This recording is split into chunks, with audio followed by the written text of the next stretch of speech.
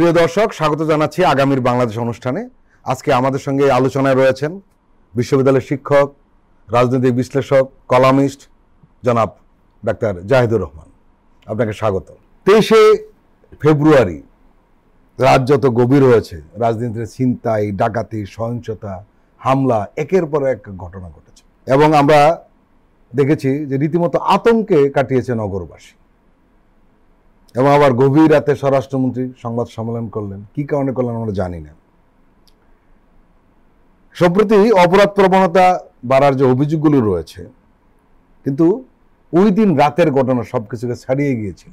এবং আপনারা নিশ্চয়ই দেখেছেন, আমাদের যে ঢাকাতে যারা বসবাস করে এই রাজধানীবাসী একটা আতঙ্কের মধ্যে পড়ে গিয়েছিল যে এরকম হচ্ছে কেন। ডেভিল হান্টের মধ্যেও এই খুনোখুনি, এই ধরনের ঘটনা, ছিনতাই, ধর্ষণ, আসলে মানুষ বুঝতে পারছে না যে এই ধরনের একটা অভিযান চলার মধ্যে এই ধরনের ঘটনা কেন ঘটলো। এখন প্রশ্ন হলো যে এই অভিযানের মধ্যেও যদি অপরাধীরা এত বেপরোয়া হয়ে ওঠে, তাহলে স্বাভাবিক পর্যায়ে কি হবে? 23 তারিখের কথা বলছি। 23 তারিখ আসলে একটা ঘটনা সম্ভবত আমাদেরকে অনেক বেশি আঘাত দিয়েছে। সেটা হলো এরকম, আমি একটু পেছনে যাই। ধরুন শেখ হাসিনার বিরুদ্ধে মুভমেন্টের সময় আবু সাঈদের একটা ভিডিও আমরা দেখেছি। এরকম তারা অনেক মানুষ মারা গেল। মুগ্ধর ভিডিও দেখেছি, ইয়ামিনের ভিডিও দেখেছি। সো এই ভিডিও কিন্তু আমাদের উপরে অনেক বেশি প্রভাব ফেলে, একটা ছবি বা ভিডিও। তাহলে নিশ্চয়ই মনে আছে সম্ভবত বনশ্রীতে একজন ব্যবসায়ী তার সোনার সাথে কিছু টাকা নিয়ে তার বাড়ির ঠিক সামনে এসে যেভাবে হামলার শিকার হয়েছেন, তাকে গুলি করা হয়েছে, এই ভিডিওটা যখন ছড়িয়ে পড়লো, বাঁচাও বাঁচাও বলে চিৎকার করছেন, যখন ছড়িয়ে পড়লো, সেটার ইম্প্যাক্ট আমাদের উপর অনেক বেশি পড়েছে। ইনফ্যাক্ট এর আগ থেকেই আমাদের আইন শৃঙ্খলার অবস্থা ভালো ছিল না এবং এটা ক্রমে খারাপ হচ্ছে। এবং আপনি রাইটলি বলছেন, একটা বিশেষ অপারেশন, মানে আমি বিশেষ অপারেশন প্রসঙ্গে দুটো কথা একটু বলি যে আপনি নিয়মতান্ত্রিকভাবে তো আইন শৃঙ্খলা ঠিক করার কথা ছিল, বিশেষ অভিযান প্রয়োজন কেন হয়? তার মানে আপনি এতদিন ঠিকঠাক মতো আইন শৃঙ্খলা রক্ষা করেন নাই। এর মধ্যে এখন হচ্ছে, এবং ডেভিল হান্টের মধ্যে বা আমাদের নর্মাল অবস্থায়ও এই মুহূর্তে সেনাবাহিনী কিন্তু মাঠে আছে উইথ ম্যাজিস্ট্রেসি পাওয়ার। সো এই সেনাবাহিনী থাকার পরও একটা কথা একটু বলে রাখা জরুরি যে সেনাবাহিনী কিন্তু আইন শৃঙ্খলা রক্ষায় খুব ভালো কিছু করার কোনো কারণ নাই। কারণ হচ্ছে ওর কাজ পুলিশিং না। পুলিশের কাজ করবে, সন্ত্রাসী কোথায় আছে, কিভাবে আছে, তার সোর্স আছে, এই ডেটাবেস বা তথ্য পুলিশের কাছে থাকে। কিন্তু সেনাবাহিনী থাকলে যেটা হয়, এটাকে ইংরেজিতে ডেটারেন্ট বলে, নিবৃত্ত করে, যে অপরাধী মনে করবে সেনাবাহিনী আছে, আমরা এখন অপরাধ না করি বা কম করি। কিন্তু সেটাকে ছাপিয়েও এই ঘটনাগুলো হয়েছে। কিছু কিছু ক্ষেত্রে কেউ কেউ এটা বলার চেষ্টা করছেন উইচ এ সাপোর্ট, সেটা হচ্ছে অনেকগুলো ঘটনার ইভেন সিসিটিভি ক্যামেরার ফুটেজ পাওয়া যাচ্ছে। তার মানেটা এই, স্বরাষ্ট্র উপদেষ্টা রাত 3টায় যে কথাটা বলেছেন সেটা সঠিক এবং আমরা অনেকদিন থেকে বিশ্বাস করি যে এর পেছনে পরিকল্পিত কোনো ঘটনা আছে এবং এটা পরিকল্পিত। আওয়ামী লীগ দীর্ঘদিন থেকে বাংলাদেশকে ডিস্টেবিলাইজ করতে। এই প্রসঙ্গে একটা কথা বলে, আপনি জানেন যে গাজীপুরের মেয়র যে ছিলেন জাহাঙ্গীর, উনি একটা কথা বলেছেন একদম, যে আমরা যখন ঘুমাতে পারি না তাহলে ঢাকার লোকেরাও ঘুমাতে পারবে না রাতের বেলা। একদম সেটা বলেছেন এবং তাই দেখছি তারা আসলে তাদের এই চেষ্টা ক্রমাগত করে যাবেন। তাদের প্রচুর টাকা আছে, এটা সঠিক, সেটা পরিকল্পিত, এটা আমি মনে করি এবং এটাকে পরিকল্পনা করেই খারাপের দিকে নেওয়া হচ্ছে। নাম্বার 2 হচ্ছে, এখন পরিকল্পিত হোক আর যা হোক, এটা তো হবে, আমরা তো জানি এই চ্যালেঞ্জগুলো আছে, এই চ্যালেঞ্জগুলো তো আগেও ছিল। তো সেটা যখন বাড়ছে, আমাদের পুলিশ ঠিক মতো কাজ করছিল, কিন্তু সময়ের সাথে তো পুলিশ আরো এফেক্টিভ হয়ে ওঠার কথা ছিল, না হয়ে উল্টো হচ্ছে। এই জিনিসগুলোই অ্যালার্মিং এবং আমরা সরকারের দিক থেকে খুব সিনসিয়ারিটি দেখছি না। যেমন ধরুন রাত 3টায় আপনি হঠাৎ করে বলছেন একটা সংবাদ সম্মেলন করবেন এবং কোনো কি নতুন তথ্য, নতুন কিছু আমাদেরকে দিয়েছেন? আপনি দেননি। পরের দিন উনি বলছেন আমরা দিনে রাতে কাজ করছি, এটা বোঝানোর জন্য নাকি উনি রাতের বেলা এত রাতে সংবাদ সম্মেলন করেছেন। এখন আমি মনে করি রাতে কাজ করার দরকার নেই। যারা ভালো কাজ করেন, কারণ আমাদের মন্ত্রীদের ঘুমোতে হবে তো, ওনারা মানুষ তো, ওনারা না ঘুমালে আসলে ওনাদের ব্রেইন ঠিক মতো কাজও করবে না। আমি ডাক্তারও ঘটনাচক্রে, সুতরাং স্লিপ ডেপ্রাইভেশন যদি আপনার হইতে থাকে, আপনি দেখবেন আপনি কাজ করতে পারবেন না। তো রাতেও কাজ করি সারা রাত জেগে, এটা দেখানোর দরকার নেই। এই জিনিসগুলো অ্যাভয়েড করুক, তারা কাজ করুক। একটা কথা মনে রাখতে হবে, পারসেপশন ম্যাটার্স। কেউ কেউ দেখলাম পরিসংখ্যান দিচ্ছেন যে কত ওই বা বেড়েছে কিনা, কিন্তু সামষ্টিক পারসেপশন হচ্ছে আইন শৃঙ্খলার অবস্থা ভালো না, মানুষের মধ্যে ভীতি কাজ করছে এবং এটা আপনাকে আসলে কাজের মাধ্যমেই সেটা থেকে উঠে আসতে হবে। এই বক্তব্য দিয়ে আমরা এটা করছি ওটা করছি, এই সন্ধ্যার পর থেকে দেখবেন কি শুরু হয়েছে, মানে এই প্রশ্নই যখন কেউ করে, এই তথ্য কেউ দেয়, আমরা তো প্রশ্ন করব, তো সন্ধ্যার পরে যে কাজটা আপনি করতে যাচ্ছেন সেটা আগে করেননি কেন? আর ডেভিল হান্ট যখন করছেন, তো ডেভিল তো ছিল, ডেভিল মানে আমি এটা নিয়ে কথা বলেছি আপনার এখানেও সম্ভবত, যে ডিহিউম্যানাইজ করা উচিত না। অপরাধী কিন্তু সে মানুষ। ঠিক আছে, আপনার ভাষ্য মতো শয়তান বলছেন, তো শয়তান তো আগেও ছিল, তো শয়তান আগে ধরেননি কেন? হঠাৎ করে শোরগোল করে সাত রব নিয়ে ডেভিলকে ধরতে যাবেন কেন? সো এই যাবতীয় ব্যাপারটা মিসম্যানেজড। এবং আপনার এখানে আগে বলেছে, আবারও একটু যোগ করতে চাই, আমরা আইন শৃঙ্খলা রক্ষা করতে পারছি না, স্বরাষ্ট্র উপদেষ্টা, তার উপর আপনি কৃষি মন্ত্রণালয় দিয়ে রেখেছেন, বিশাল মন্ত্রণালয়। মানে আপনি সরকার কি তাহলে আদৌ সিনসিয়ার আছে যে তারা এই জিনিসগুলো ডিল করতে চায়? সবকিছু মিলে আমি শুধু উপদেষ্টা না, অ্যাজ এ হোল সরকারও আদৌ কিছু ঠিকঠাক মতো করছে বলে আমি মনে করি না। অপরাধ বিশ্লেষকরা আরেকটি কথা বলেছেন যে ডেভিল হান্ট কেন কাজ করছে না। তারা বলছেন যে ডেভিল হান্ট অভিযানটি মূলত এটি রাজনৈতিক উদ্দেশ্যে পরিচালিত হচ্ছে বেশিরভাগ, যার কারণে অপরাধীরা মনে করছে যে আমরা ঠিকঠাক আছি, এটা রাজনৈতিকভাবে যাচ্ছে। আসলে কি তাই? আমরা দেখেছি কিছু কিছু ক্ষেত্রে আওয়ামী লীগের অপরাধী যারা আছে তাদেরকে ধরা, বা ইভেন আন্দোলনের পক্ষে ছিলেন এমন মানুষকেও অ্যারেস্টের অভিযোগ আছে। এবং আমি একটু যোগ করতে চাই, আমাদের সেনাপ্রধান বল প্রয়োগের ব্যাপারে একটা সতর্ক বার্তাও দিয়েছেন দুদিন আগে তিনি একটা জমায়েতে। তার মানে এই অভিযোগগুলো যে করা হচ্ছে এগুলো আছে এবং অপরাধীরা এভাবেই ভাবছে। কিন্তু আমি প্রধান প্রবলেম মনে করি আসলে এখনও, সেটা হচ্ছে পুলিশকে কার্যকর করতে না পারা। একটা পুলিশ ট্রেডিশনালি এই কাজটা করে।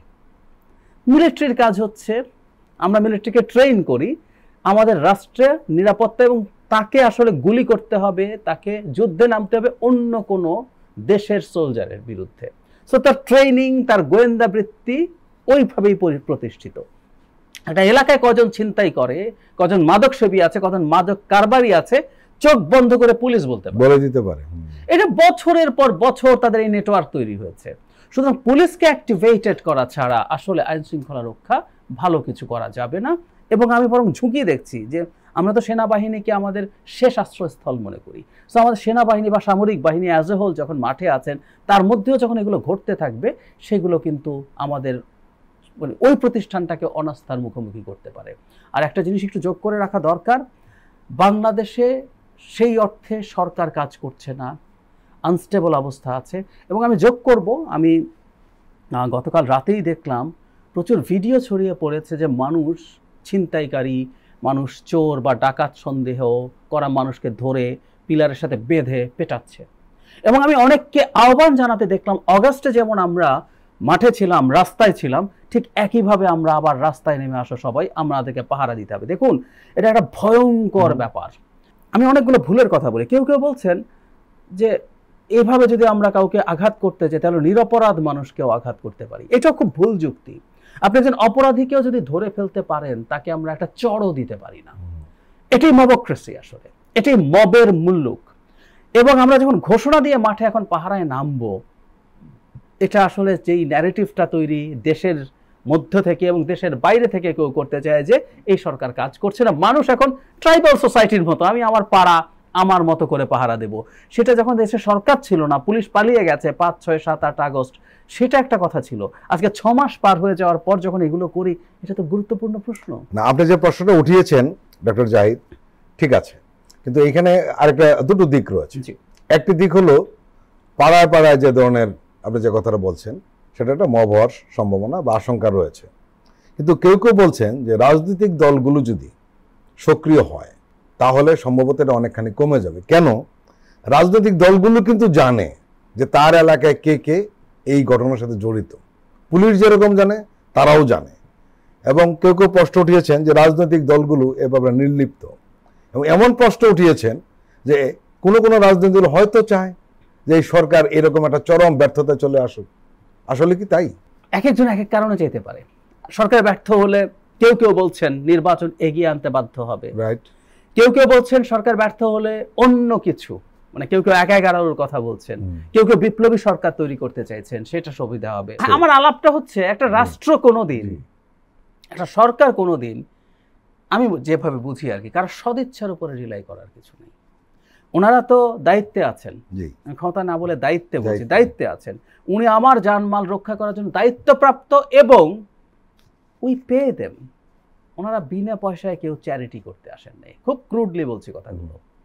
তাদেরকে বেতন, তাদের সুযোগ সুবিধা, তাদের বাড়ি, তাদের গাড়ি, এবং এক একজন 2-3টা গাড়ি করে ইউজ করছেন, এগুলো আমরা দেখেছি। উপদেষ্টারা যে আমরা যেটা এক্সপেক্টই করি নাই এইরকম একটা সরকারে, এমনকি বরাদ্দকৃত যে গাড়ি ওখানে একটা সেডান কার দেওয়া হয়, কিন্তু না এসইউভি ব্যবহার করছেন, এই সেই একই গল্প। তো সব সুবিধা নেওয়ার পর আমরা তো সার্ভিস দেখতে চাইবো, আমি তো আপনাকে পুষি, আমরা সরকার পুষি। সুতরাং বিএনপি, আওয়ামী লীগ, বিএনপি, জামাত কে কি করছে, আওয়ামী লীগ এখানে চক্রান্ত করছে, true, I believe in that. India তার এজেন্সি দিয়ে, তার গোয়েন্দা দিয়ে সব করছে, তো আমি তো আসলে এগুলো শুনবো না। দিস ইজ ওয়াই আপনি সরকার, আপনাকে আমরা বসিয়েছি। দিনের শেষে এটা সরকারের ব্যাপার। ধরুন আমি আরেকটা উদাহরণ দিই সমপর্যায়ের, চাঁদাবাজি, বিশেষ করে বিএনপির বিরুদ্ধে এই ধরনের অভিযোগ আছে, এটা সত্যতার প্রমাণ বিএনপি এটাকে অ্যাড্রেস করছে। 2000-এর বেশি নেতা কর্মীকে তারা বহিষ্কার, প্রায় 3000 হয়ে যাচ্ছে। এবং বিএনপি বলেছে এদের যে কে পুলিশ বা সরকার যাতে ব্যবস্থা নেয়। আমরা কি দেখেছি আসলে এই ব্যবস্থা নেওয়া হয়েছে? দিনের শেষে তো সরকারকেই এই ব্যবস্থাগুলো নিতে হবে। সরকারকে কাউকে বলতে দেখেছি, কোনো মন্ত্রী বলছে চাঁদাবাজির কারণে কমানো যাচ্ছে না দ্রব্যমূল্য, হাত বদল হয়েছে। তো আপনি সরকার কেন? আপনি সরকার কারণ আপনি এদেরকে ধরবেন, আপনি এটাকে ধরে আমাদেরকে দেখাবেন। এবং আমি সবসময় চেয়েছিলাম যে এই সরকারটা একটা স্ট্যান্ডার্ড তৈরি করবে, বেঞ্চমার্ক তৈরি করবে। এটা হয়ে ওঠেনি দুর্ভাগ্যক্রমে। আপনি কিন্তু পারতেন এগুলো করে, ফলে বিরাট সুযোগ ছিল। ফলে পরবর্তী সরকার যেই নির্বাচিত হয়ে আসুক তার উপরে কিন্তু চাপ থাকবে। আমরা রেফারেন্স দেবো, দেখো ওনারা কিন্তু এটা করেছিল, তোমরা পারছো না কেন? এটা তো পারা যায়। এখন ওনারা কিছুই করতে পারলেন না। সেই কারণে আমি বলছি, ইয়াস, আমরা রাজনৈতিক দলগুলোর সমালোচনা করব, তারা তাদের জায়গা থেকে যাতে এগুলো না করে। কিন্তু এই রকম চক্রান্ত বা এরকম কোনো পরিকল্পনা যদি কারো থেকে থাকে, সেটাকে ফাইট করাও সরকারের দায়িত্ব। এবং আমরা দেখতে চাই যে সরকার চেষ্টা করছে। আমার তো শেখ হাসিনার বিরুদ্ধে দীর্ঘ সময়ের অ্যাক্টিভিজম আছে। সেই অ্যাক্টিভিজমের সময় শেখ হাসিনার প্রতিটা পয়েন্টে আমরা বলেছি তোমাকে যেতে হবে, তুমি অবৈধ সরকার। পেঁয়াজের দাম 300 হয়েছে, তখনও বলেছি।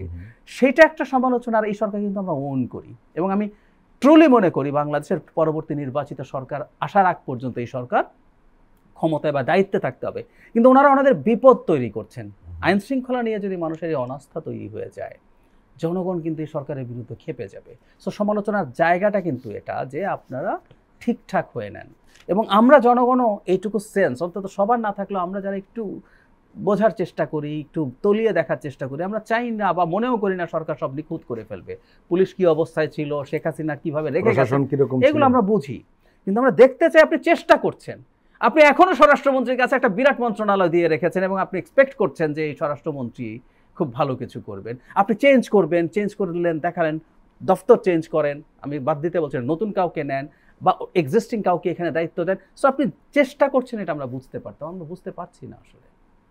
সেনাবাহিনী প্রধান বক্তব্য রেখেছেন, আপনি নিশ্চয়ই দেখেছেন। গতকালকে সাভারে সেনানিবাসের ফায়ারিং রেঞ্জে একটা অনুষ্ঠান ছিল, প্রতিযোগিতা এবং পুরস্কার বিতরণ অনুষ্ঠান। সেখানে উনি বক্তব্য রেখেছেন, উনি দুটো কথা বলেছেন। এটি কথা বলেছেন যে নির্বাচিত সরকার না আসা পর্যন্ত সেনাবাহিনীকে ধৈর্যের সঙ্গে কাজ করতে হবে। উনি আরেকটি কথা বলেছেন যে দেশের যে চলমান পরিস্থিতিতে অতিরিক্ত বল প্রয়োগ না করে ধৈর্যের সঙ্গে কাজ করতে হবে।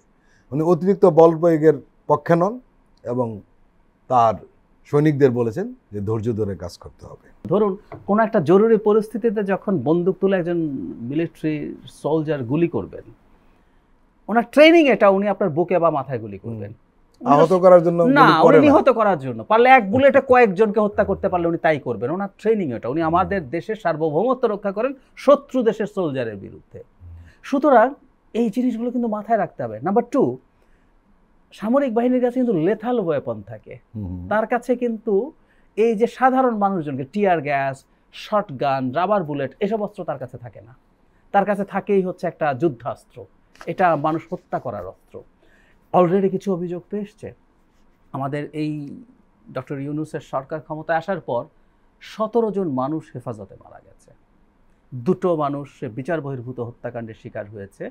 সুতরাং বল প্রয়োগের ক্ষেত্রে সমস্যা আছে এবং খুবই রাইটলি, এবং আমি খুবই অন্তর থেকে প্রশংসা করব যে আমাদের মিলিটারি চিফ সেটাকে ইঙ্গিত করছেন এবং সেটার ব্যাপারে তাদেরকে রেস্ট্রিক্ট করতে বলছেন। কারণ তাদেরকে এখন মাঠে রাখা জরুরিও, এটাও সত্য। কারণ পুলিশ এখনো তার সেই কনফিডেন্সে হয় ফিরে আসে নাই, অথবা তারা ভান করছে, কুড বি এনিথিং। কারণ এইসব পুলিশের বহু পুলিশ আসলে শেখ হাসিনার সময় নিয়োগপ্রাপ্ত এবং তারা বাংলাদেশ খুব স্টেবল হবে এটা নাও চাইতে পারে। সো সেনাবাহিনীকে উনি সতর্কবার্তা দিয়েছেন। ভান করার পুলিশের সংখ্যা কিন্তু বেশি একদম। আমাদের আইন উপদেষ্টা একদিন একটা প্রোগ্রামে বলেছেন, ঘটনাচক্রে আই ওয়াজ প্রেজেন্ট দেয়ার, এটা মিডিয়াতে এসেছে, উনি 80 বা 90 ভাগ পুলিশের ভেতরে এখনো আওয়ামী লীগ ছাত্রলীগ আছে বলেছেন, এবং স্বাভাবিক, এত বছরে যেভাবে তাদেরকে নিয়োগ করা হয়েছে বেছে বেছে। এবং আমরা একটা লক্ষ্য করেছি ডক্টর জাহিদ, যেদিন 32 নম্বর ভাঙা হলো সেদিন আমরা কিছু পুলিশ কর্মকর্তাদের কথাবার্তা শোনার সুযোগ হয়েছিল আমার, তাদের অ্যাটিটিউডটা কিন্তু আমরা তখন স্পষ্ট বুঝতে পেরেছি, ভান করার বিষয়টা। সো এখানে সেনাবাহিনীকে থাকতে হবে। আরেকটা কথা উনি যেটা বলেছেন, আমি এটাকে অনেক বেশি গুরুত্বপূর্ণ মনে করি। আমাদের সেনাপ্রধান শেখ হাসিনা নিযুক্ত সেনাপ্রধান, এবং ঘটনাচক্রে তিনি দূরতম একটু আত্মীয় আছেন, কিন্তু বোনের হাজব্যান্ড, কিন্তু ইনি অত্যন্ত ডিসাইসিভ একটা রোল প্লে করেছেন। এটা এককভাবে না, সেনাবাহিনী অ্যাজ এ হোল, সেনাবাহিনী তাকে বার্তা দিয়েছে, মধ্য নিম্ন পর্যায়ের অফিসার, কমিশন এবং নন কমিশন, জুনিয়র কমিশন অফিসার সহ সবাই, যে তারা তাদের সন্তানরাও রাস্তায় এবং মানুষের বিরুদ্ধে তারা দাঁড়াবেন না, এবং শেষ পর্যন্ত জেনারেল ওয়াকার সিদ্ধান্ত নিয়েছেন। তো আমাদের এই মুভমেন্টে সেনাবাহিনীর কৃতিত্বটা মানতে হবে। তার কেউ কেউ শুরুতে কোনো জায়গায় গুলি করেছেন, বাট খুব দ্রুত তারা সরে এসছেন। তারা শেষ পর্যন্ত শেখ হাসিনার পক্ষে থাকলে আমি মনে করি না শেখ হাসিনা টিকে থাকতে পারতেন, কিন্তু আরো প্রচুর রক্তপাত। নিঃসন্দেহে এই সেনাপ্রধানই এখন আমি মনে করি খুবই চমৎকার একটা রোল প্লে করছেন। তিনি বাংলাদেশে যাতে একটা ডেমোক্রেটিক সরকার, একটা ডেমোক্রেটিক ট্রানজিশন নির্বাচনের মাধ্যমে হয়, এই ব্যাপারে ওনার অবস্থান উনি জানাচ্ছেন। আমরা একটু মনে করব এটা কোন মাসে, রিমেম্বার ক্লিয়ারলি, ওনার তার মানে শেখ হাসিনা পালিয়ে যাওয়ার 1.5-2 মাসের মধ্যে রয়টার্স তার একটা ইন্টারভিউ দিয়েছিল। সেখানে তিনি স্পষ্টতই বলেছেন যে সরকারকে 1.5 বছর, মানে 18 মাস শব্দটা বলেছেন, 18 মাসের মধ্যে নির্বাচন অনুষ্ঠানের জন্য তিনি যাবতীয় সাহায্য সহযোগিতা করছেন।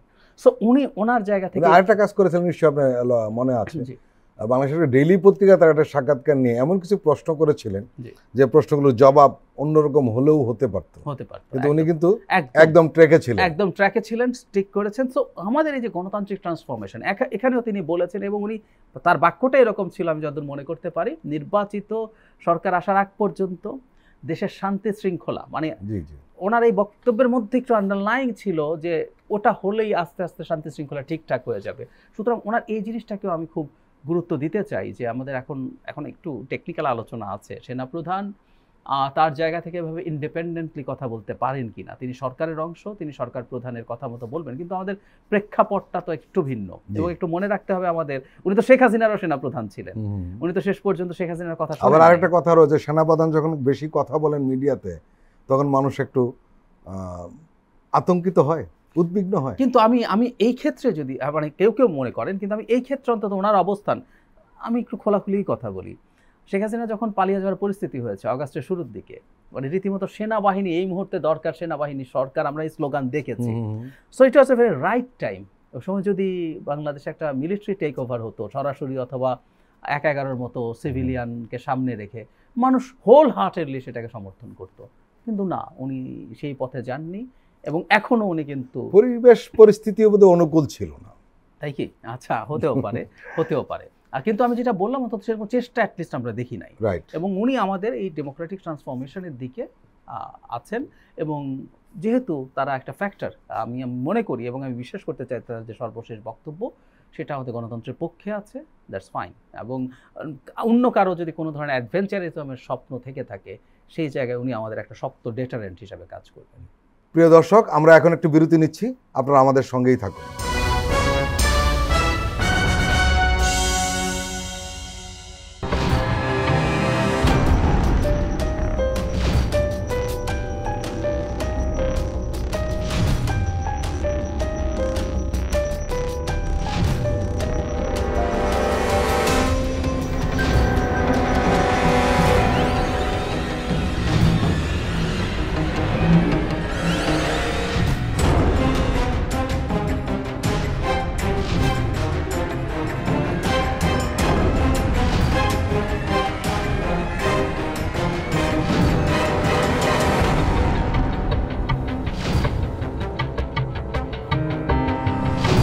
কেমন আছে অর্থনীতি দেখবেন প্রতি সোম ও মঙ্গলবার রাত 10:20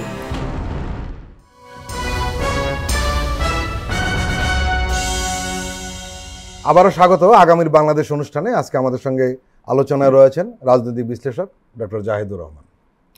ডক্টর জাহিদ, আরেকটা অ্যালার্মিং খবর রয়েছে, জেল থেকে পালিয়েছে আবরার হত্যার মৃত্যুদণ্ডপ্রাপ্ত আসামি, এবং 6 আগস্ট পালিয়ে গেছে জেমি নামের যে আসামি ছিল উনি। এবং এটা কিন্তু এতদিন চুপচাপ, কেউ জানে না, কোনো খবর নেই। এবং তার ভাই একটি ফেসবুকে স্ট্যাটাস দেওয়ার পরে সবাই জানতে পেরেছে এবং এর সত্যতা হয়েছে। এবং গতকাল রাতে, গভীর রাতে বুয়েটে বিক্ষোভ মিছিল হয়েছে। এইটাও কিন্তু সরকারের এক ধরনের ব্যর্থতা। এটা মামলা চলছে, সামনে শুনানি আসার সময় হয়েছে, বলা হচ্ছে খুব শিগগিরই এই মামলার চূড়ান্ত রায় দেওয়া হবে। ঠিক এই সময় এই খবরটা সামনে আসলো, তাহলে এতদিন কি হলো? মানে একটা জিনিস হচ্ছে তার পালিয়ে যাওয়া সরকারের ব্যর্থতা না, কারণ হলো সরকারের সঙ্গে ক্ষমতায় ছিল না, আর সরকার ক্ষমতায় এসেছে তার আরো পরে। এই খবরটা যে আসছে, এতদিন পরে একদম, প্রকাশ আমি করলো। আমি সেই জায়গাটাতেই আসছি। ওটা অপরাধ না, এটা আমরা মেনে নিলাম। ওই সময় বাংলাদেশে আসলে কার্যত কোনো সরকার ছিল না। মানে বাংলাদেশের যে নভেম্বরের 75-এর নভেম্বরের যে শুরুর 3 দিন দিকে ঠিক একই রকম একটা Right. 3 দিন আমাদের ইতিহাসে আবার আসলো। তো যেই পরিস্থিতি তৈরি হয়েছে এখন, ওই সময় হতে পারে কেউ কাউকে ম্যানেজ করে টাকা দিয়ে, ওইটা রাইট সময় ছিল, তো পালিয়ে গেছে ধরে নিলাম। যেটা জরুরি ছিল সেটা হচ্ছে সরকারের জানা। আচ্ছা, সরকার কি জেনেছিল, জেনে এটা গোপন রেখেছে? এটাও খুব খারাপ কথা। সরকার জানবে না 6 মাস, এটা তো হতে পারে না, জেনেছে। না, দুটোই সমস্যা। না জানাটা সমস্যা, জেনে গোপন রাখা। রাইট। 3 নম্বর কথাটা হলো সরকারের যেটা দরকার ছিল, আসলে সরকার কিভাবে কাজ করা দরকার, সরকার এটা জানাবে। একটা সরকার যখন তার দায়িত্বে ছিল না এই সময়, এরপর তার কাজ হচ্ছে এটা বের করা যে কিভাবে সে পালিয়েছে, এটা সবচেয়ে জরুরি। কন্ডেম সেল, আমি একটু এই প্রসঙ্গে একটু অফ টপিক হলেও বলি, ফাঁসির দণ্ডপ্রাপ্ত আসামিদের কন্ডেম সেলে রাখার বিরোধী আমি। কারণ একটা মানুষ শেষ পর্যন্ত ফাঁসির রায় হওয়ার আগ পর্যন্ত সে ফাঁসির আসামি নন, উনি ফাঁসি নাও হতে পারে। কারণ আপিল বিভাগ এবং এরপর রিভিউ, এরপর ক্ষমা প্রার্থনা সব স্টেজ, এবং যে মানুষটা ইভেন দুনিয়া থেকে চলে যাবেন তাকে ওভাবে রাখা আসলে কোনো প্রয়োজন আছে বলে আমি মনে করি না। রাদার কারাগারের নিরাপত্তা ব্যবস্থা বাড়ানো হোক যাতে উনি পালাতে না পারেন, কেউ তো পালাচ্ছে না। তো যাই হোক, এইভাবে রাখার পরও একজন যে পালিয়ে গেল, তো কেউ দায়িত্বপ্রাপ্ত ছিল, সেই দায়িত্বপ্রাপ্ত মানুষ এবং সেটা যারা দায়িত্ব পালনে ব্যর্থ হয়েছে, একটা সরকার এভাবেই না মানুষের আস্থা তৈরি করতে পারে, কিন্তু ওনারা পারেন না। ওনারা করতেন কি, এটা ঘোষণা করতেন আগেই যে পালিয়েছে, আমরা খবর পেয়েছি, তার জন্য এ দায়ী ছিল, আমরা তার বিরুদ্ধে এই ব্যবস্থা নিয়েছি। এভাবেই জনগণের সামনে আসলে আস্থা তৈরি। সারা পৃথিবীতে অপরাধ হয়, অন্যায় হয়, কিন্তু যখন রাষ্ট্র বা সরকার সেগুলো কগনিজেন্সে নেয়, সেগুলোর বিরুদ্ধে ব্যবস্থা নেয়, তাতে দুটো কাজ হয়, জনগণ আস্থা পায়, আর অন্য ফার্দার অপরাধ হওয়ার ক্ষেত্রে এটা বাধা হয়ে দাঁড়ায়। মাজার ভাঙছে, একটা দুটো ভাঙছে, একটু দুর্বল ছিলাম, আমি ধরে ঠেকালাম, অপরাধীকে নিয়ে আসলাম, তাহলে 85টা মাজার ভাঙা হতো না। এটাই নিয়ম, যে কোনোখানে যখন এই ধরনের অন্যায় ঘটবে। সো এটা অত্যন্ত বাজে একটা নিউজ। এবং আমরা আবরার হত্যা, একটা তরুণ তার বন্ধুরা জাস্ট পিটিয়ে মেরে ফেলেছে।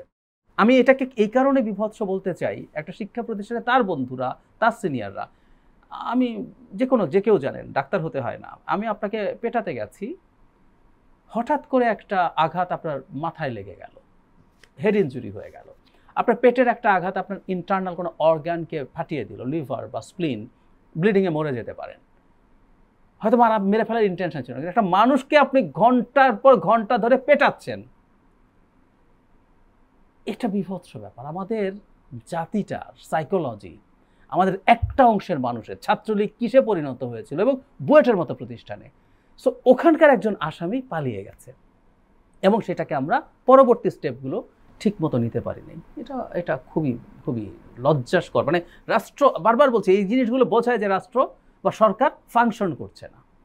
সরকার ফাংশন করা মানে এই না অপরাধ হবে না। সরকার ফাংশন করা মানে হচ্ছে অপরাধ যদি ঘটেই যায় তাহলে আমি কিভাবে স্টেপ নেই, ওই স্টেপের উপর ডিপেন্ড করে ফার্দার অপরাধ হবে কি হবে না। আমার মনে হয়, বা অনেকেই মন্তব্য করছেন, সরকার কেয়ারটেকার মানসিকতা থেকে বেরিয়ে আসতে পারছে না। আমারও তাই মনে হয়, সত্যিই তাই মনে হয়। সরকার এটা একটা আপনার এখানে প্রথম দিকে যখন এসেছি একটা কথা খুব বলতাম, যে আমাদের প্রধান উপদেষ্টা যখন নিজকে ফ্যাসিলিটেটর বলছেন, আমি এটারও প্রতিবাদ করেছি যে সরকারের স্টেক আছে। হ্যাঁ, অবশ্যই এই সরকার ম্যান্ডেট প্রাপ্ত সরকার, এই সরকার রক্তের ম্যান্ডেট। আমরা যেটা বলছিলাম যে এত ম্যান্ডেট প্রাপ্ত আর কোন সরকার এই গত 54 বছরে আসেনি।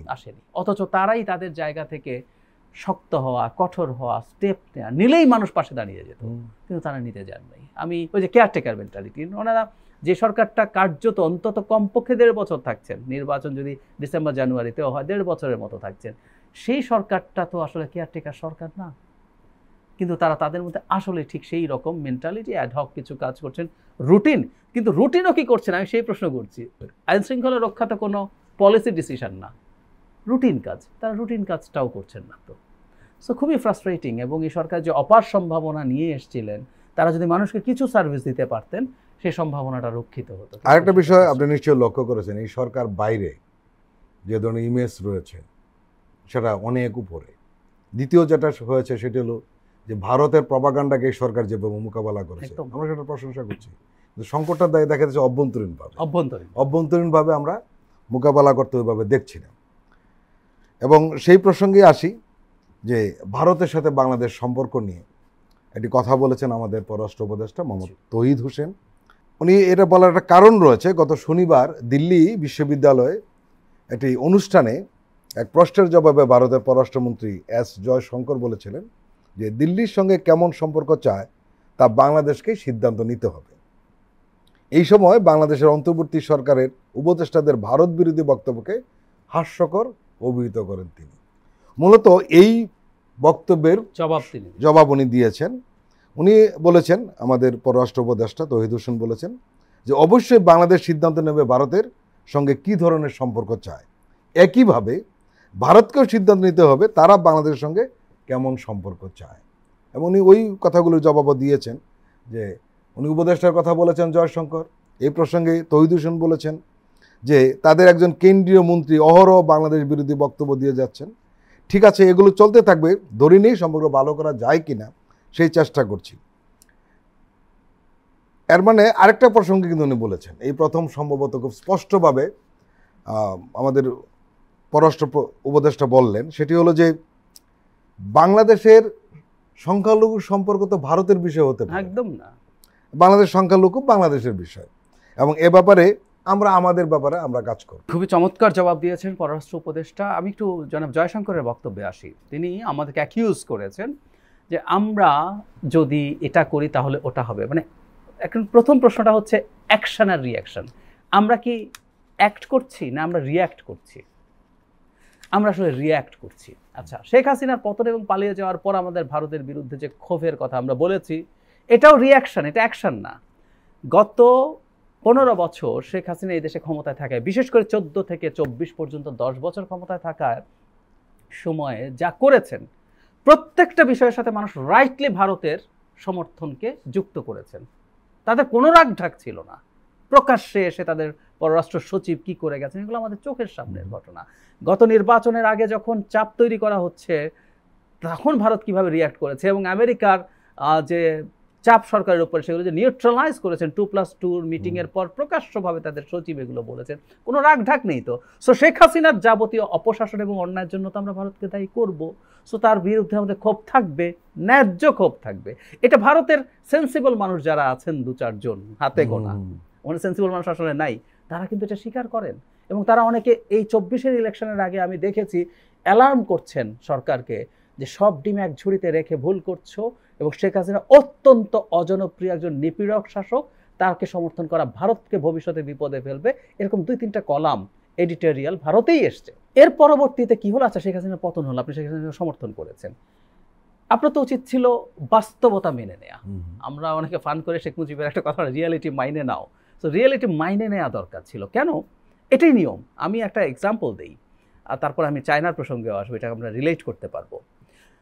জো বাইডেন মোহাম্মদ বিন সালমানকে দেখতে পারতেন না, কারণ জামাল খাশোগিকে কনসুলেটে ডেকে নিয়ে যখন টুকরা টুকরা করে ফেললো, তখন ট্রাম্প ছিল প্রেসিডেন্ট, জো বাইডেন তখন নির্বাচনী প্রার্থী, উনি ক্যাম্পেইন করছেন। তাকে সাংবাদিক জিজ্ঞেস করেছে, তুমি যদি ক্ষমতায় আসো সৌদি আরব বা বাইডেন মানে মোহাম্মদ বিন সালমান সম্পর্কে কী করবে?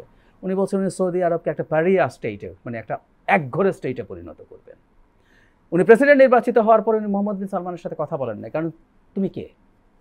মোহাম্মদ বিন সালমান তো ডিফ্যাক্টো বাদশাহ, ও তো বাদশাহ না, আসলে বাদশাহ তো এখনো টেকনিক্যালি সালমান। সো আমেরিকার প্রেসিডেন্ট তো মোহাম্মদ বিন সালমানের সাথে কথা বলবে না, কিন্তু সারা পৃথিবী মেনে নিয়েছে মোহাম্মদ বিন সালমানের সাথে কথা বলবে। মজার ব্যাপার হলো, রাশিয়া যখন ইউক্রেন অ্যাটাক করে তখন তেলের ক্রাইসিস হলো, আমেরিকার মধ্যবর্তী নির্বাচন, তেলের দাম বাড়ছে, ইনফ্লেশন বাড়ছে, তার তো তেল সরবরাহ বাড়াতে হবে। বাইডেন সৌদি আরব গেলেন এবং খুবই ট্রিকি একটা কাজ করেছে মোহাম্মদ বিন সালমান। তার প্রাসাদের বাইরে জনসমক্ষে ফিস্ট বাম্প করেছেন, তখন হ্যান্ডশেক, ওই করোনার কারণে হ্যান্ডশেক কত হচ্ছে না, এই ছবি হেডলাইন হলো এবং অনেকে সমালোচনা, যে মানুষটা এত সমালোচনা করেছে তার সাথে এখন এটা করছে।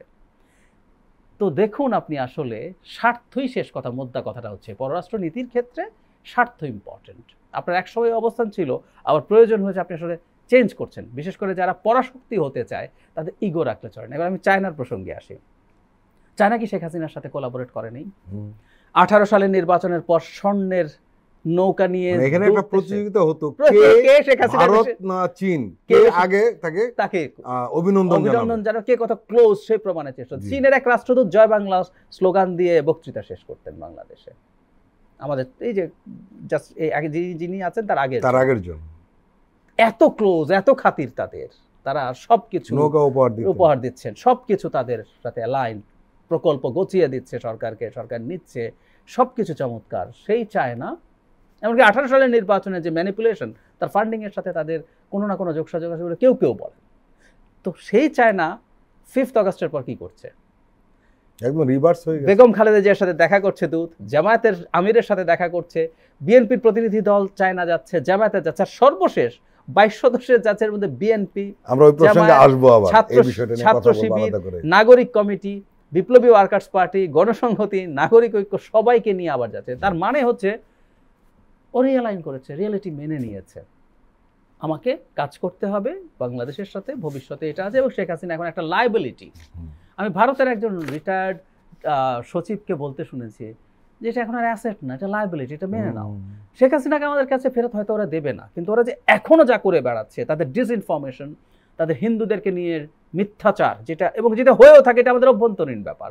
আর আমাদের হিন্দুদেরকে নিয়ে তারা কথা বলছে যেখানে শত শত মানুষ, 2000 মানুষ হত্যাকাণ্ডের শিকার হয়েছে, 25-30 হাজার মানুষ আহত হয়েছে, তাদেরকে একটা টু শব্দ নেই, এই বিষয়ে কোনো কথাই বলছে না। প্লাস যেটা আমাদের পররাষ্ট্র উপদেষ্টা বলেছে, দীর্ঘদিন থেকে আমরা বলছি, তার মাটিতে বসে শেখ হাসিনা আমাদেরকে হুমকি দেয়, আমাদের প্রধান উপদেষ্টাকে দেখে নেবে, আমাদের উপদেষ্টাদেরকে, সমন্বয়কদেরকে দেখে নেবে, তার মাটিতে বসে। এই হুমকি তারা এখনো কন্টিনিউ করছে। এবং আমি যোগ করতে চাই, ভারতের সেন্সিবল মানুষদের মধ্যে যদি বলি, কংগ্রেস নেতা জনাব শশী থারুর কিছুদিন আগেই শেখ হাসিনার এই বক্তব্য নিয়ে বলেছেন, অবশ্যই এটা দুই দেশের সম্পর্কের ক্ষেত্রে সমস্যা তৈরি করছে। তো তার দেশের বিরাট নেতা, কংগ্রেস অনেক ক্ষেত্রেই বিজেপির সাথে অ্যালাইন, কিন্তু শশী থারুরকে আমি দেখেছি এই জায়গাগুলোতে উনি নিজে সরাসরি বলছেন, এটা খুব বেসিক নলেজ সম্পর্ক মানুষই বলছেন। বরং আমরা আসলে ভারতকে, মোদি এবং জয়শঙ্করকে 2-3টা বার্তা দিতে চাই। আমরা ধরেন পররাষ্ট্রনীতি বুঝি না, আমরা একটু বুঝি, একটু পড়াশোনা করি, বোঝার চেষ্টা করি, ধরলাম কিছু বুঝি না, কিন্তু আমরা দূর থেকে দেখতেছি যে ভারত সাউথ এশিয়াতে আর কোনো রকম কোনো দেশ তার অ্যালাই নাই, শত্রুতে পরিণত হয়েছে। বাংলাদেশও বহুদিন আগে জনগণ শত্রু ছিল, এতদিন পর্যন্ত তার একটা পাপেট শেখ হাসিনা ক্ষমতায় ছিল, এখন সেটাও নাই। তো তার ব্যর্থতা তো ইটসেলফ প্রমাণ করে যে তার পররাষ্ট্রনীতিতে সমস্যা আছে। সমস্যা থাকলে চিকিৎসার উপায় কি? আগে আপনাকে রোগটা স্বীকার করতে হবে, তারপর চিকিৎসা হবে। ভারতে চিকিৎসা হচ্ছে না কারণ সে রোগটা স্বীকারই করছে না। এটুকু টিপস আমরা দিয়ে রাখবো এই অনুষ্ঠান থেকে, সেটা হলো পররাষ্ট্রনীতিতে ইগো ধরে রাখার কিছু নেই। পররাষ্ট্রনীতিতে ইন্টারেস্ট দেখেন। এই দেশের জনগণ 20 কোটি মানুষ প্রায় পেটের মধ্যে আছে, ইকোনমিক সিকিউরিটি সব জায়গায় এই দেশ লাগবে। সো প্রায় অনেকে বলে না আমরা প্রতিবেশী পাল্টাতে পারবো না ভারতকে, ঠিক একইভাবে ওরাও আমাদেরকে পাল্টাতে পারবে না। সুতরাং তাদের তো দেখা উচিত যে সর্বস্ব দিয়ে, ব্ল্যাঙ্ক চেক দিয়ে শেখ হাসিনাকে শেষ পর্যন্ত ক্ষমতায় রাখতে পারে নাই বাংলাদেশের মানুষ। জাস্ট নিজেরা, আমেরিকা তো আসলে সরে গিয়েছিল নির্বাচনের পরও, নিজেরা শেখ হাসিনাকে বিতাড়িত করেছে। সো এই বাস্তবতা মেনে জনগণের সাথে তার কি ডিজায়ার আছে, তার কি প্রবলেম আছে, তার কি চাওয়া আছে, এই নেগোশিয়েটগুলো সরকারের সাথে, জনগণের সাথে করতে হবে। একটা জিনিস আপনি নিশ্চয়ই লক্ষ্য করেছেন যে বাংলাদেশ যখন ভারতের হাতছাড়া হয়ে গেল, কোটানকোট শব্দটা বলতে চাচ্ছি, এরপর থেকে কিন্তু ভারতের আন্তর্জাতিক মর্যাদা কিন্তু কমে গেছে। কমে যাওয়ার মূল কারণটা হলো কোনো দেশই তার সঙ্গে নেই প্রতিবেশীরা। তার বড় ভাই হওয়া, পরাশক্তি হওয়া, এগুলো একটা ফাঁকা বলিতে পরিণত হয়েছে। এবং আপনি নিশ্চয়ই লক্ষ্য করেছেন এই ঘটনা কিন্তু মোদির মর্যাদা বাইরে কিন্তু অনেক খাটো করে ফেলেছে। এবং লাস্ট আমরা দেখলাম তার সঙ্গে ট্রাম্প যে আচরণটা করলো, এবং এখানে আওয়ামী লীগরা তাদের ফেসবুক স্ট্যাটাসে, সোশ্যাল মিডিয়াতে সেদিন 13 তারিখ অপেক্ষা করুন, সবকিছু পাল্টে যাবে, হয়ে গেল উল্টোটা। এবং ট্যাক্স নিয়ে যে ধরনের কথাবার্তা মোদিকে বলেছে, এখানে কোনো বন্ধু একদম বলে থাকে, সেটাও কোট আনকোট করতে কোট হবে, আনকোট। এখন আর সরাসরি বলা যাবে না। তা লাভটা কি হলো? এটা খুব স্বাভাবিক। আপনি আসলে কতটুকু শক্তি অর্জন করবেন আপনার sphere of influence. Bharat Right. তো অন্তত পরাশক্তি হিসাবে খেলতে চায়। সো খুব স্বাভাবিকভাবে আপনি আদৌ পরাশক্তি কিনা, আমি আপনার সাথে যখন ডিল করবো, আলোচনা করবো, ফিনান্সিয়াল ডিলিং তো আছেই, তার সাথে আমি আপনার সাথে যদি খাতির করি, আমি আমার স্ফিয়ার অফ ইনফ্লুয়েন্সে কাকে পাবো, এটাই নিয়ম। পরাশক্তি, ধরুন টার্কি রিজিওনাল পরাশক্তি হিসাবে কাজ করতে চাই, তাই কেউ যখন সম্পর্ক করতে চাইবে সে দেখবে আমি টার্কির সাথে যখন করব, তাকে আমি যদি দেখি তার সাথে স্ফিয়ার অফ ইনফ্লুয়েন্স বেশি আছে, তাহলে আমি স্বাভাবিকভাবে তার সাথে কিছু ছাড় দিয়ে হলেও সম্পর্ক করব। আফ্রিকাতে নাইজেরিয়া একটা এমার্জিং রিজিওনাল পাওয়ার, তো আমি ঠিক একইভাবে দেখব। এখন ভারতের যেহেতু ভারত মানে এখন ভারত মানে এখন আর কোনো ইনফ্লুয়েন্সের দেশ নাই। আগে হয়তো কোনোভাবে ট্যাগ করতে যাও, মানে অন্তত বাংলাদেশ সরকার, বাংলাদেশ না হলেও বাংলাদেশ সরকার তার আছে, এখন তার কিছু নাই। খুব স্বাভাবিকভাবে তার সে মর্যাদা সে হারাবে। আপনি ব্যর্থ মানুষের জন্য পৃথিবী আসলে বসে থাকবে না। খুব স্বাভাবিকভাবে এখন ট্রাম্পের মতো মানুষের কাছেও তার মর্যাদা ওই জায়গায় গিয়ে ঠেকেছে। একটি কথা বলি, একটা মোটা দাগে শোনাতে পারে, সেটি হলো ভারত কিন্তু গরিব দেশ। একদম। একটি গরিব দেশ কি পরাশক্তি হতে পারে? একজন বাইরে থাকেন আমার বন্ধু, উনি একটা কথা বলছেন যে ভারতের মতো একটা গরিব দেশ সে কিভাবে মাতব্বরি করবে, এটা তো প্রশ্নই আসে না। এটা আংশিক ট্রু, এটা ট্রু, কারণ হচ্ছে আপনাকে টাকা খরচ করতে, আমি একটা উদাহরণই দিই বাংলাদেশকে দিয়েই।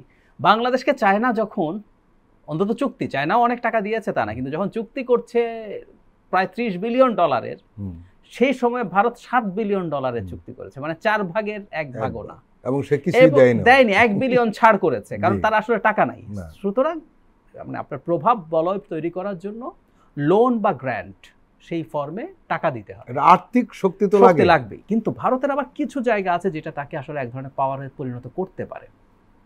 বাজারটা তো বড়, ভারত সঠিক পলিসি নিতে পারলে কিন্তু ভারতের অর্থনীতি দ্রুত এগিয়ে যাবে। বিরাট বা 1.5 বিলিয়ন মানুষের বাজার ইজ হিউজ, যে কোনো ইন্ডাস্ট্রি ভালো করতে পারে। নাম্বার 2 হচ্ছে ভারতের সফট পাওয়ার আছে প্রচুর। মানে আপনি খেয়াল করবেন সারা পৃথিবীতে বড় বড় কোম্পানিগুলো, ব্যাংকগুলো, সংবাদ সংস্থাগুলো, টপ যত সংবাদ সংস্থা আছে আমেরিকাতে, ব্রিটেনে, ইউরোপে, আপনি দেখবেন প্রচুর ইন্ডিয়ানস সেখানে, বিভিন্ন প্রতিষ্ঠানের সায়েন্টিস্ট, ইউনিভার্সিটিগুলোর টিচার। সো তাদের সফট পাওয়ার কিন্তু প্রচুর। এবং আমরা সব সমালোচনার পরও ভারত, যেখানে আমরা একটু তাদের শক্তির জায়গা বলবো, তাদের কথা হলো ডোমেস্টিক টেকনোলজি। ধরুন ভারত নিউক্লিয়ার ওয়েপন নট শুধু তৈরি করছে তা না, তারা এখন ইন্টারকন্টিনেন্টাল ব্যালিস্টিক মিসাইল তৈরি করছে, তারা তাদের রকেট, নিজের রকেটে তাদের স্যাটেলাইট পাঠাতে পারছে, তারা মঙ্গলে তাদের রোভার পাঠাতে পেরেছে। সো ভারতের জায়গা থেকে ভারতের শক্তির কতগুলো জায়গা তৈরি হয়েছে। এখন আমি একমত, অর্থনীতি যদি যোগ হয়, কিন্তু অর্থনীতি যোগ হলেও সে সুপার পাওয়ার আসলে হতে পারবে না যদি তার মানসিকতা না পাল্টায়। আপনি একটা দেশকে আজকে কলোনি বানিয়ে পারবেন না আসলে। এই যে আজকে ট্রাম্প যেসব করছেন এগুলো স্টুপিডিটি, আমি স্টুপিডিটি শব্দটা জেনেই বলছি। এই যে আমেরিকা দেখুন কিভাবে তার স্ফিয়ার তৈরি করেছে, ইউএসএআইডির মাধ্যমে সে গ্র্যান্ট দিয়েছে বিলিয়নস অফ ডলার্স। এটা কি আসলে চ্যারিটি? না, মোটেই না, এটা ইনভেস্টমেন্ট। সো তারা এভাবে স্ফিয়ার অফ ইনফ্লুয়েন্স তৈরি করে, এটাই করে পরাশক্তিরা। সো শুধু টাকা হলেই হবে না, আপনাকে মানুষকে কনভিন্স করে আপনার স্ফিয়ারে আনতে হবে। আর যেই দেশটা পুরো তার সাথে শতভাগ অ্যালাইন করেছে, সাউথ কোরিয়া, সিঙ্গাপুর, কোথায় গেছে দেখেন, সেই দেশগুলোকে সে কোথায় তুলে নিয়ে চলে গেছে। এইরকমই হয়, আপনি এভাবে করেই তাকে গ্রো করিয়ে সাথে নেয়া। আপনি বড় ভাই হন, বড় ভাই আর সো কল্ড বিগ ব্রাদার একই জিনিস না। দিল্লির নীতিটা হলো আমি ভালো থাকবো আর সবাই খারাপ থাকবে, এবং তুমি আমার কলোনি, রাইট, তুমি যে একটা স্বাধীন দেশ, এটাই আমি মানি না। তাহলে এটা যদি কিভাবে? করেন তাহলে খুব স্বাভাবিকভাবে আসলে আর হবে না। এই জন্য বলছি ভারত যদি তার মানসিকতা না পাল্টায়, তার এই অর্থনৈতিক অবস্থা নিয়েও কিন্তু সে অন্তত একটা রিজিওনাল পাওয়ার হতে পারত। সে পারছে না জাস্ট বিকজ অফ মেন্টালিটি। অনেক পজিটিভ জিনিস ছিল, কিন্তু সেই যে চলছে, আমি পারলে এই জায়গাগুলো আপনি এখন অখণ্ড ভারত একটা ম্যাপ দিয়ে দিলেন, এবং আপনার মুখ্যমন্ত্রীরা টুইট করা শুরু করলো এটাই স্বপ্ন। এইগুলো নিয়ে যদি আপনি চলেন, এগুলো নিয়ে যদি আপনি আজকের বাংলাদেশে মানে পৃথিবীতে চলেন, তাহলে কিভাবে আপনি একটা রিজিওনাল কোঅপারেশন সার্ক অ্যাক্টিভেট করতে দিচ্ছেন না। কারণ মাল্টিল্যাটারাল কিছু হলেই আপনার ওই দাদাগিরি আপনি করতে পারবেন না। তো লাভ কি? আমরা এখন চেষ্টা করছি কোনো একদিন আমরা আসিয়ানেও চলে যেতে পারি, চলে যাব। তো এসব করে তো লাভ নাই। আপনি রিজিওনাল থাকেন, থেকে সবাইকে সমমর্যাদার দরকারও নাই। আর কেউ বলে সমমর্যাদা, আমরা পৃথিবীর বেসিকটা বুঝি তো, শতভাগ সমমর্যাদা হয় না আসলে। একটা বড় রাষ্ট্র কিছু বেশি লেভারেজ, কিছু বেশি প্রেফারেন্স পায়, এটা ধরে নিতে হবে। কিন্তু আর তার মানে এই না আপনি আমাকে ভ্যাসাল স্টেট, আপনি আমাকে করদ রাজ্য বানিয়ে ফেলবেন, আপনি আমাকে কলোনি বানিয়ে ফেলবেন। সরি, তার ভেতরে একটা ইনবর্ন ইনফিরিয়রিটি কমপ্লেক্স আছে, সেটাকে সে সুপিরিয়রিটি হিসাবে আমাদের সামনে এক্সপোজ করে আমাদেরকে এখন এইসব করছে। প্রিয় দর্শক, আমরা আবার একটু বিরতি নিচ্ছি, আপনারা আমাদের সঙ্গেই থাকুন।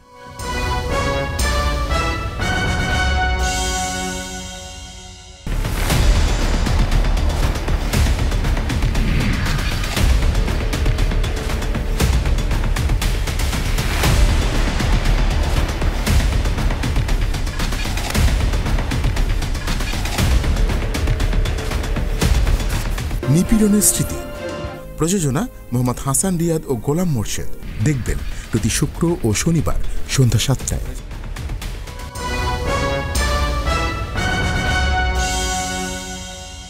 আবারও স্বাগত আগামীর বাংলাদেশ অনুষ্ঠানে। আজকে আমাদের সঙ্গে অতিথি হিসেবে রয়েছেন রাজনৈতিক বিশ্লেষক ডক্টর জাহিদুর রহমান। আপনি চীন সফরের ব্যাপারে একটু আলোকপাত করছিলেন, আমরা এই বিষয়ে একটু কথা বলতে চাই। 5ই আগস্টের পর চীন সফরে একটা হিড়িক পড়েছে, আসলে আমন্ত্রণ করে নিয়ে যাওয়া হচ্ছে, চীন সরকার নিয়ে যাচ্ছে।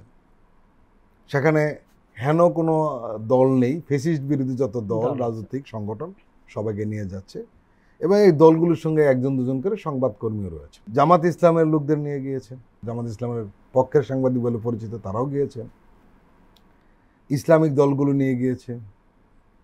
তারপর আবার এই লাস্ট যে সফরটা, মানে সোমবার রাতে যে ফ্লাইটটা গেল, 22 সদস্যের একটা টিম, যারা নেতৃত্ব দিচ্ছেন বিএনপির স্থায়ী কমিটির সদস্য ডক্টর মঈন খান, এবং সেখানে 10 দিন থাকবেন এই টিমটা, দীর্ঘ সময় নানান জায়গায় সফর করাবেন।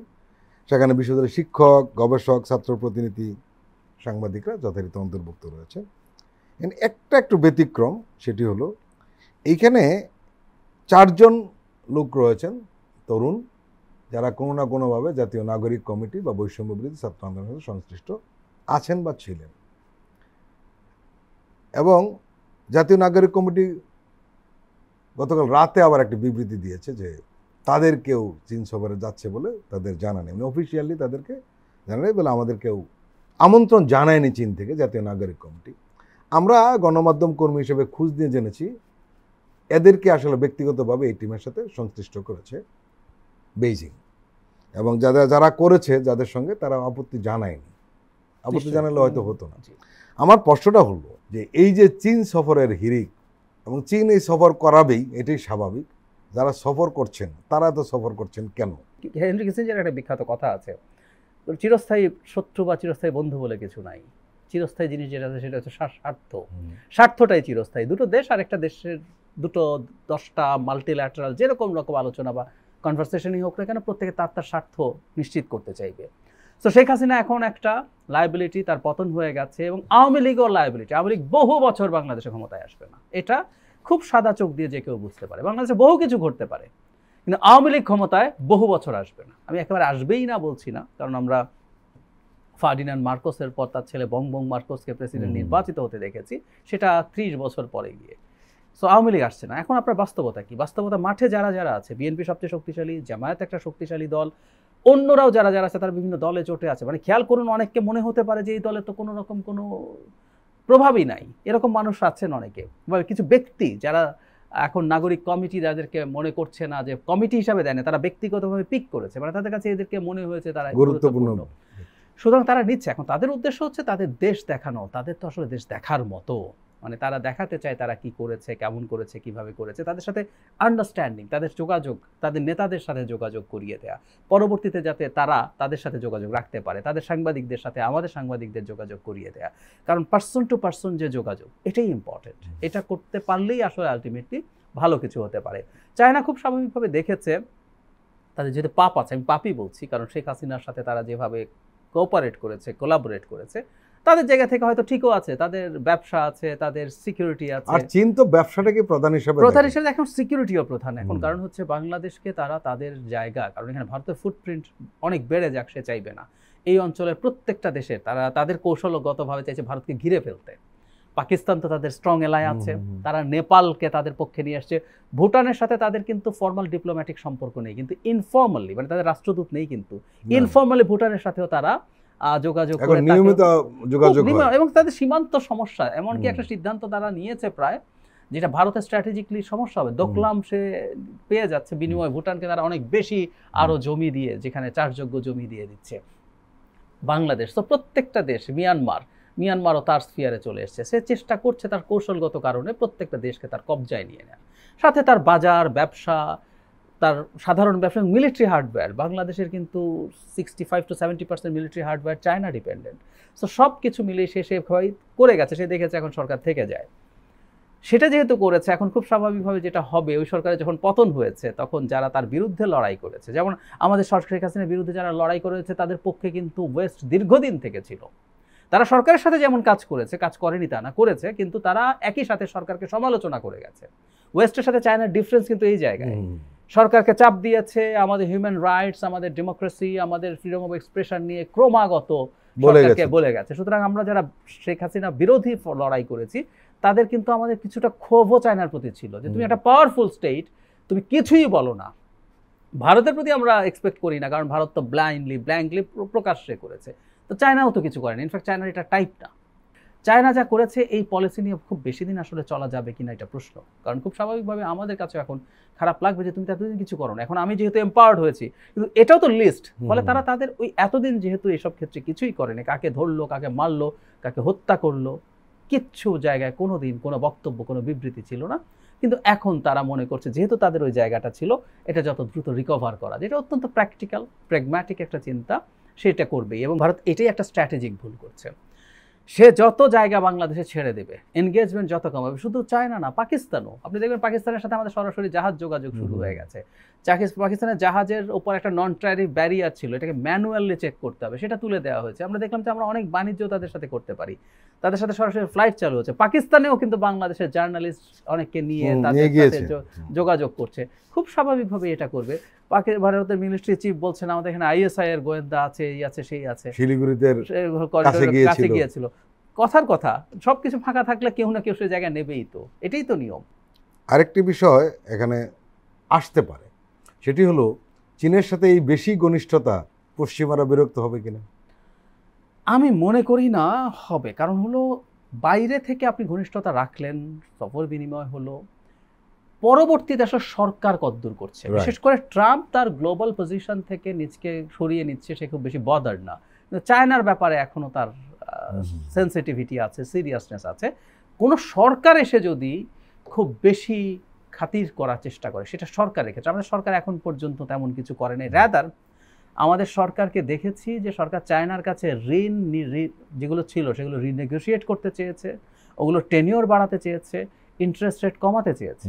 সুতরাং চায়নাকে যে ছাড় দিয়ে তার মতো করে সব নিচ্ছে, এই সরকারও না, ভবিষ্যৎ সরকার যদি কেউ করে ক্ষমতায় আসার পর, সেটা তারা কগনিজেন্সে নেবে। খুব বাড়াবাড়ি কিছু রকম কোঅপারেশন তো হতেই পারে, সেটা সমস্যা হবে না। আজকে এত আসলে আমরা চীনের ডিপ্লোম্যাসি নিয়ে কথা বললাম। চীনের ঋণে আমাদের যেসব প্রকল্প হয়েছে, প্রত্যেকটা ওভার ভ্যালুড, অপ্রয়োজনীয় প্রকল্প আছে। আমি একটা উদাহরণ দেই, পদ্মা সেতুর রেল সংযোগ প্রকল্প। আমি না, একজন বড় অর্থনীতিবিদ যিনি আওয়ামী লীগ করেন বলে বলতেন, আমি যেহেতু উনি বলতেন, আমি ওনার নামও বলে ফেলি, উনি প্রকাশ্যে বলেছেন উনি নৌকায় ভোট দিতে গিয়েছিলেন 18 সালে এবং রাতের ভোটের সমালোচনা করেছেন। প্রফেসর ডক্টর মইনুল ইসলাম, চিটাগং ইউনিভার্সিটির প্রফেসর ছিলেন, উনি আউটস্পোকেন মানুষ। তো এই আওয়ামী লীগ করা মানুষটাও বলছেন যে পদ্মা সেতুর, আমরা অনেকে হয়তো জানি না, পদ্মা সেতুর যে বাজেট, তার চাইতে রেল সংযোগ ঢাকা থেকে মোংলা পর্যন্ত, এটার বাজেট তার চেয়ে এখনই 10,000 কোটি টাকা বেশি। এটা আরো বাড়বে, হ্যাঁ, ওটা প্রায় 30,000, এটা এখনই 40,000 কোটি টাকা, এটা 50,000-এ গিয়ে ঠেকবে। এই প্রকল্পটার কোনো প্রয়োজন নেই। তো চায়না সারা পৃথিবীতে না অপ্রয়োজনীয় প্রকল্প গছিয়ে দেয়, আমরা এইভাবে বলবো। এই যে 50,000 কোটি, এটাও দেখবেন অনেক বেশি খরচ, এটা এত খরচ হওয়ার কথা ছিল না। সো চায়নার প্রকল্প আমরা রাষ্ট্রের স্বার্থে কতটুকু নেব, কি করব, এগুলো পুনর্মূল্যায়ন হওয়া উচিত অবশ্যই। এবং ভবিষ্যতেও কোনো সরকার জনগণের স্বার্থ নষ্ট করে এই ধরনের প্রকল্প নিতে পারে। শ্রীলঙ্কা ডুবলো কেন? ধরুন হাম্বানটোটা পোর্ট, হাম্বানটোটা ওখানে যে চায়নার ফান্ডিংয়ে তৈরি হলো, কোনো জাহাজ যায়? মাত্তালা রাজাপাকসে এয়ারপোর্ট তৈরি হয়েছে, কোনো প্লেন যায় না, চায়নার ফান্ডিংয়ে তৈরি হলো। কেন হলো? কারণ চায়না প্রকল্প দিতে চায় এবং না পেয়ে পরে আপনি এটাকে আপনার কবজায় নিয়ে আসতে পারবেন। তো এই যে ঘটনাগুলো ঘটলো, এগুলো চায়নার এসব চর্চা আছে। সো ভবিষ্যতে আমাদের সরকারেরও এই চর্চাগুলো, আমরা চায়নার লোন নেব, তার প্রচুর টাকা আছে, তার লোন সে দিতে চায়। লোন সে দিতে চায় কারণ হলো সে অন্য জায়গায় টাকা ইনভেস্ট করলে তার এত রিজার্ভ জমে গেছে, আমেরিকান ট্রেজারিতে ইনভেস্ট করলে সে 0.5% ইন্টারেস্ট পায়, এখানে তো অনেক বেশি পায়। সো তার স্বার্থেই সে আসবে, এটা কিন্তু চ্যারিটি না, এটা লোন। সো আমরা আমাদের প্রয়োজন অনুযায়ী লোন নেব, সেটা কিন্তু এটা যাতে বাড়াবাড়ি কিছু না হয়। এটা আমেরিকা কি বললো না বললো সেটা বিষয় না, আমাদের স্বার্থটাই দেখতে হবে। ডক্টর জাহিদুর রহমান, আপনি আমাদের দীর্ঘ সময় দিলেন, আপনাকে আন্তরিক ধন্যবাদ। প্রিয় দর্শক, আজকের অনুষ্ঠান আমরা এখানে শেষ করছি। আপনারা ভালো থাকবেন, সুস্থ থাকবেন। আল্লাহ হাফেজ।